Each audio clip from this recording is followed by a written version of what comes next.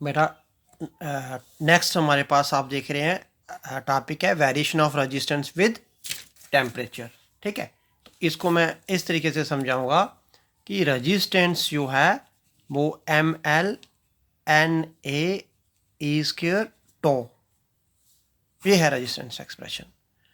तो temperature change करने से मास ऑफ इलेक्ट्रॉन चेंज नहीं होगा, राइट। लेंथ नहीं चेंज हो रही है, नॉर्मल टेम्परेचर ही हम इंक्रीज़ कर रहे हैं। इतनी ज़्यादा एक्सपेंशन तो है नहीं कि उसमें हम ये पढ़ें कि लेंथ भी इंक्रीज़ होगी, है ना। और एरिया ऑफ क्रॉस सेक्शन भी इंक्रीज़ नहीं हो रहा है। अगर कहीं फ़र्क पड़ रहा है तो ये एन और टे। एन क्या है यहाँ पे? एन है number of electrons per unit volume of the conductor, और टो यहाँ पे क्या है? टो है रिलैक्सेशन टाइम, है ना। That is the time between two successive collision.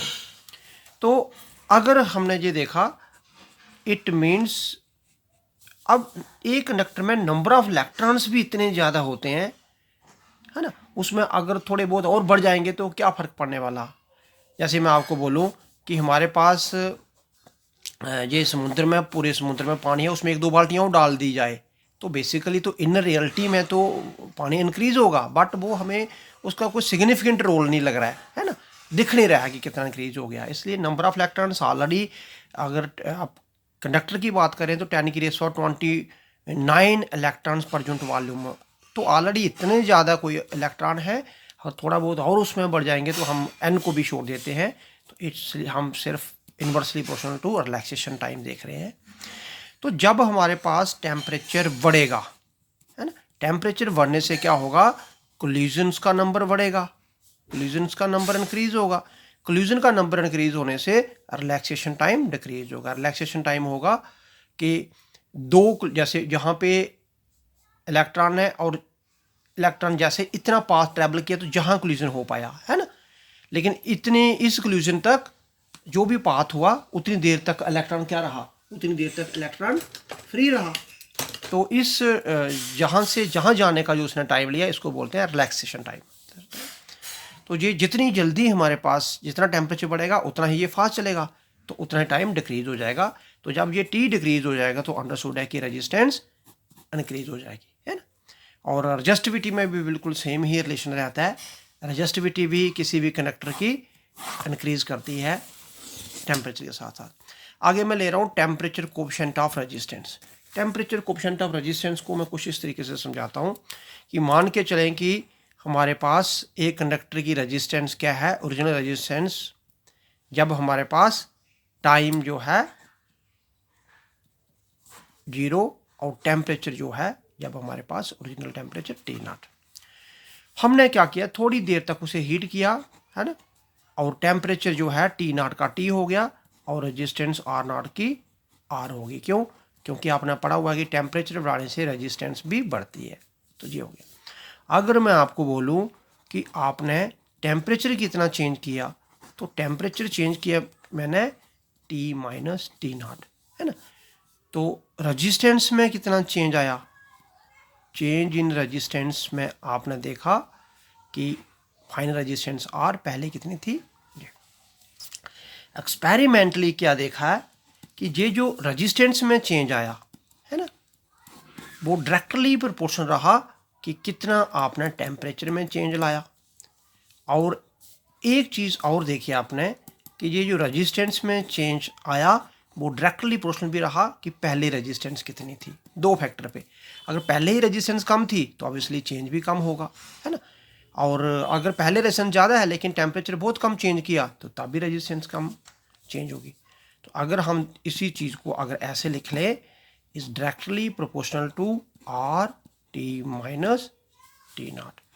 तो जहाँ डायरेक्टली प्रोपोर्शनल की जगह को मैं कांस्टेंट रिमूव करके इक्वल टू लगाता हूँ और ये कांस्टेंट आ गया T-T0। ये जो अल्फ़ा मैंने लगाया, this is called temperature coefficient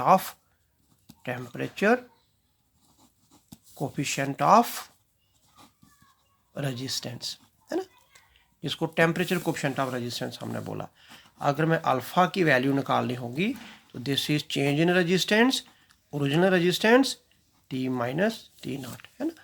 तो अगर चेंज इन रेजिस्टेंस को मैं इस तरीके से लिख रहा हूँ डेल्टा आर, तो ये आर, तो ये चेंज इन टेम्परेचर ये आ जाएगा, है ना। तो alpha change in resistance, original resistance, change in temperature. अगर हम इसके यूनिट की बात करें तो जो चेंज इन रेजिस्टेंस का यूनिट होगा वही ओरिजिनल रेजिस्टेंस का यूनिट होगा। इट मीन्स 1/, केल्विन या 1/, सेल्सियस इसका यूनिट आ जाएगा। अगर हम कंडक्टर की बात करें, है ना, कंडक्टर के केस में क्या होता है कि टेम्परेचर अगर बढ़ाएं रेजिस्टेंस भी बढ़ता है, मैं सेम साइड रिस्पांस, इसलिए हम बोलेंगे अल्फा की वैल्यू पॉजिटिव है।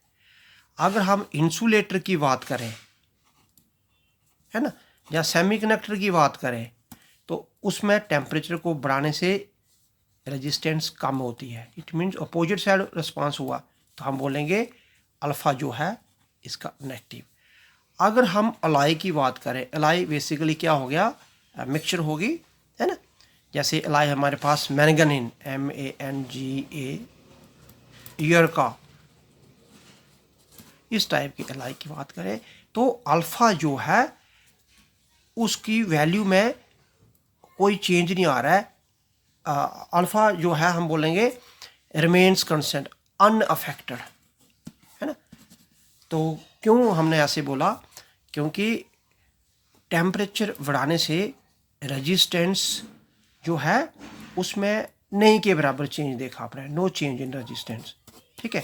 तो ये चीज़ आपने जहाँ से देखेंगे तो अल्फ़ा जो है लगभग इतना कम चेंज होगा, तो हम बोलेंगे कि लगभग चेंज ही नहीं हो रहा है।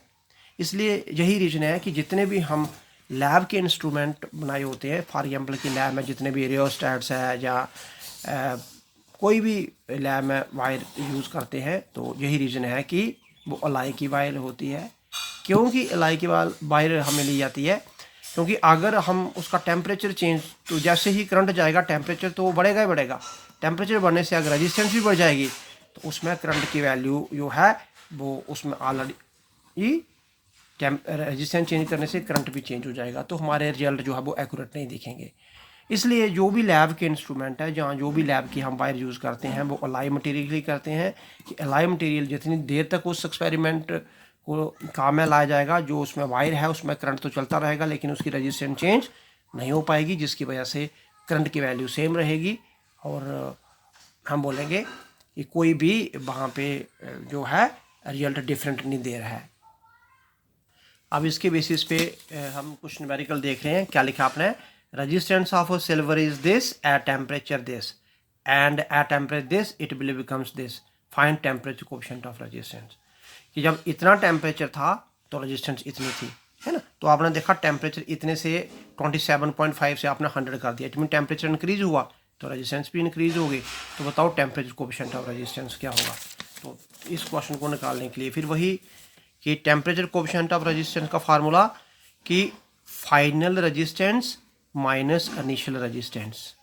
इट मीन्स ओरिजिनल रेजिस्टेंस कितनी थी, इनिशियल कितनी थी, और ऐसे ही final temperature minus initial temperature, है ना। तो ये अगर फार्मूला लगाएंगे इसी फार्मूला से क्वेश्चन निकल आएंगे। बाकी सेकंड भी आप देख रहे हैं इसी तरीके से, है ना। Resistance of wire is 25 ohm at 20 degree Celsius and 35 degree Celsius it is 25.17 ohm. Find the temperature coefficient of resistance. Likewise, at room temperature 27 degrees Celsius, the resistance of a material is 90 ohm. At what temperature its resistance becomes 120 ohm? So we have given temperature coefficient of resistance is 1.7 into 10 to power minus 4 degree Celsius. तो same फार्मूले से अगर हम proceed करेंगे तो हमें 1987.8 degree Celsius result हमें मिलेगा। Thank you very much.